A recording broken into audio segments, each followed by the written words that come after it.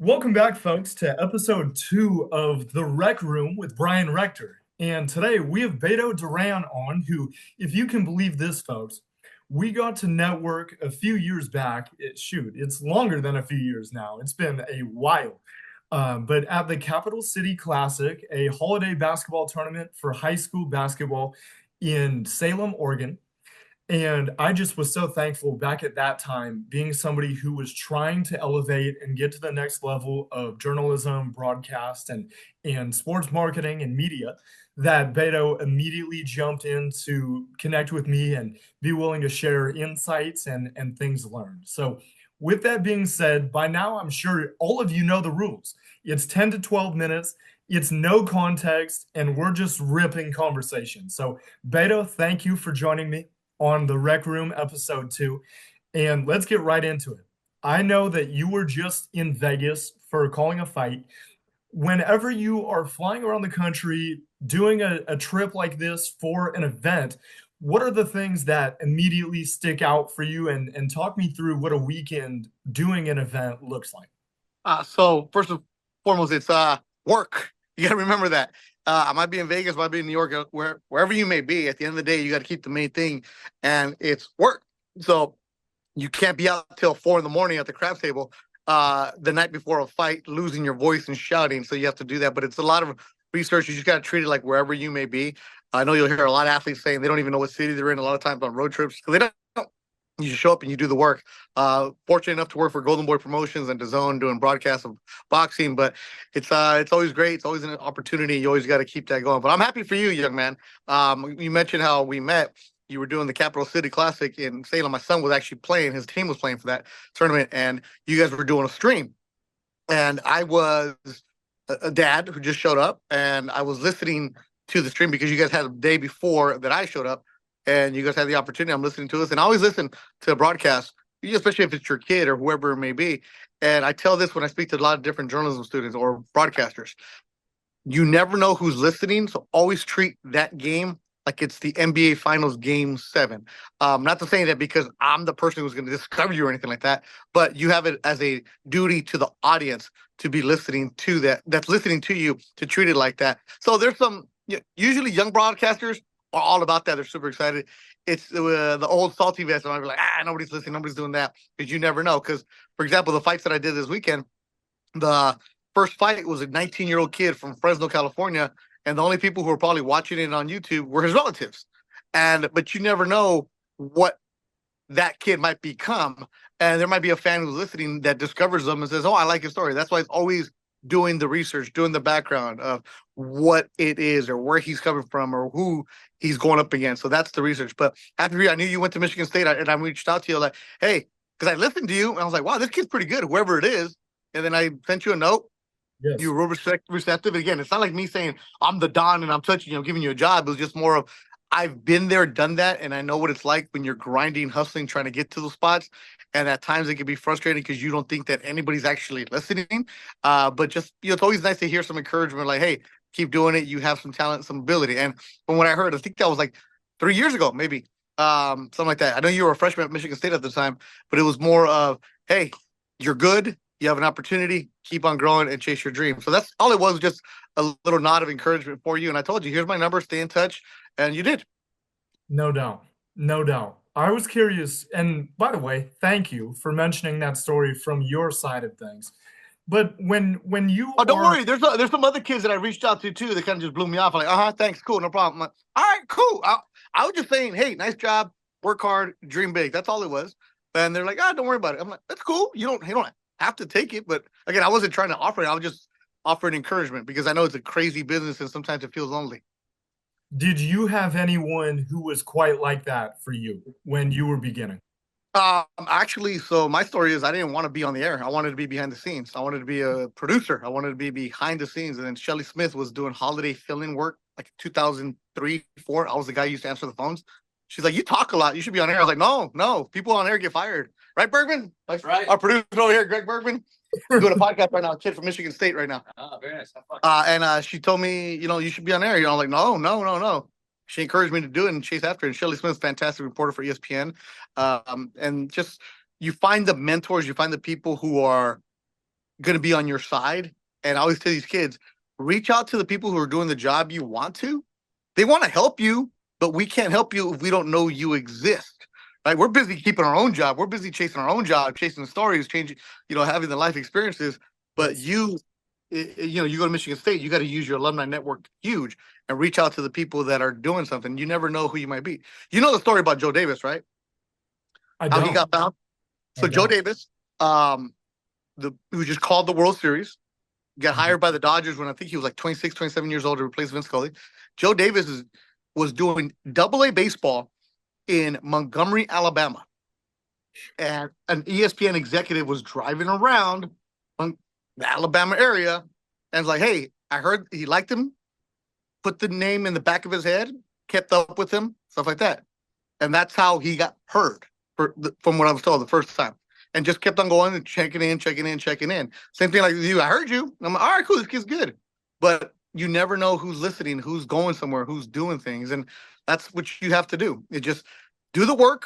The work will always shine, but it's the networking. You got to find kind of different things. And I know it's frustrating because you're about to graduate and you're like, I don't have a job. I don't have this. Well, good. It's time for you to reach out to the people. You know the name Joe Block? Yeah. Joe Block is the voice of the Pittsburgh Pirates on TV, Michigan State alum, a good friend of mine. You tell Joe I sent you, right? And he's great about that advice. So that's just kind of the details of what you have to do in this business, man. Man, thank you. Thank you. You know, you actually, I'm excited by what you hit on because it is true that there is a strong sport pulse in the city of Angels. Talk to me a little bit about what it's like to be a sporting agent of the communications realm in the city of LA right now. Well, I was born and raised here in LA, and there's nothing like the city of LA on fire when a team wins. I know we get the bad rap out here of being, oh, you leave early, you arrive late. Well, there's a lot of traffic out here, all right? So don't even worry That's about it. right. But the Dodger fan, Laker fan is going to support you no matter what. They're also going to be very critical of you. So if you're not performing for them, they're going to be vocal. And it's not because, oh, there's so many different things to do. Well, if you're not good, why are we going to support you with money? They're still going to be there, but there's nothing like the city of LA when it's rocking and rolling. The Dodgers are going to get 3 million people no matter what. Laker games are always going to sell out no matter what. But it's the people who are going to be there with them. The parade was crazy. Like I've covered Laker parades, I've covered Kings parades, but I didn't get a chance to do the Dodger parade because I was working in Vegas. But the sights and sounds looked amazing. But it's there's nothing like a good city when it's rolling. I know you're from Oregon, so you're not used to that. But No, it's yeah, it's but a big city when it's rocking and rolling is nothing better. yeah, yeah, absolutely.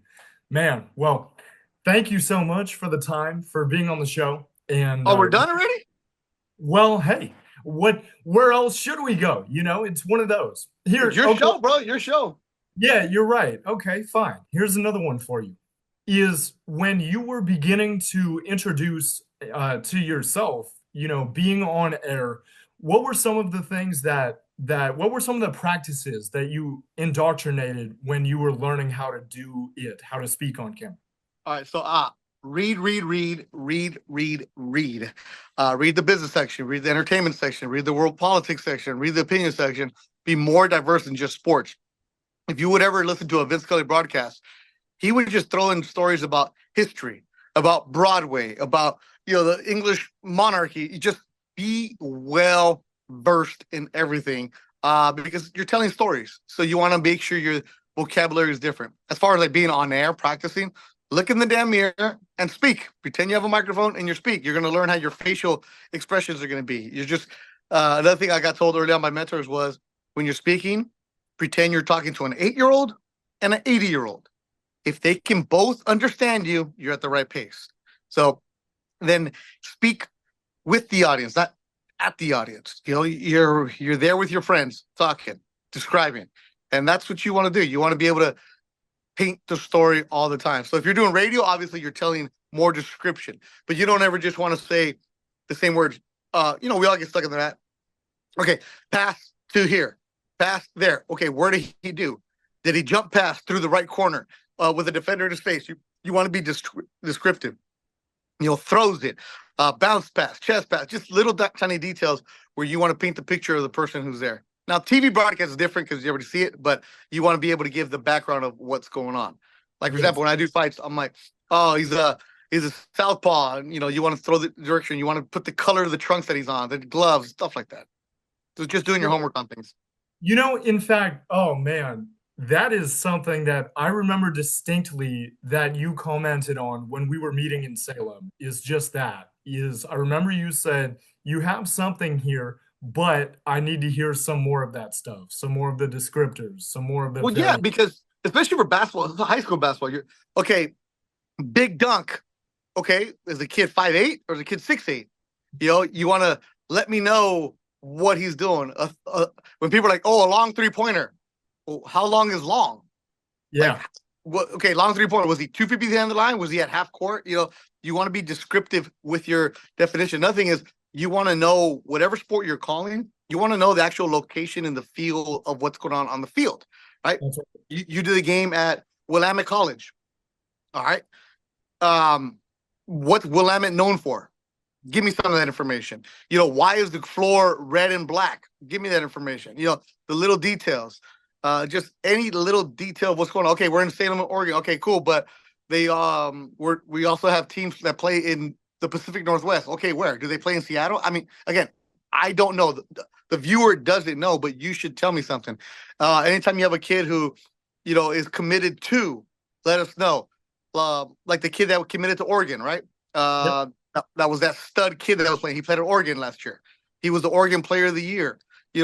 He's committed there. Why? Oh, because he was a 4A Player of the Year for the last 3 years at Oregon. Stuff like that. You just want to give. Just because the teams are coming in and nobody knows who they are, make me want to know who these kids are. Like, we know that Kobe is from Lower Merion High School, right? We know that Kevin Garnett grew up in Chicago. We know that Lonzo Ball played with his brothers at Chino Hills.